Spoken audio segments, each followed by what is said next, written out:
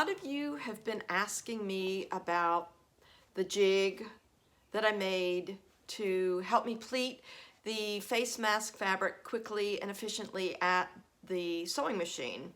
All it is a piece of 6-inch wide buckram that I cut 6.5 inches long, and I marked it from the bottom 1 3/4 inches, and then I went about 1.5 inches above that, and then about another 1.5 inches above that, and I made folds on those lines. So I've got 3 folds to the front.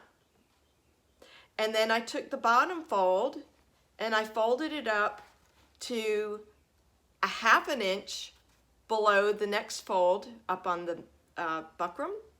Then I took the next fold and I folded that up to 1/2 inch below the fold above it, and then I folded the top so that now I've got 3 folds, and the edge of the mask is going to end up at about 3 inches. And you see that I keep saying about?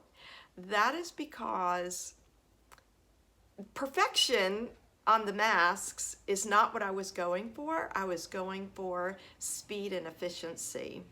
I did not pin any of the folds in. I simply placed the jig over the fabric, and the jig literally just, the jig and the fabric just almost stuck to each other and allowed me to very quickly and efficiently fold the pleats in and stitch. You saw the other video probably that I did showing you how I was using the jig, but there were so many people asking me for PDFs and more instructions about the jig that I just thought that I would just go ahead and show it to you.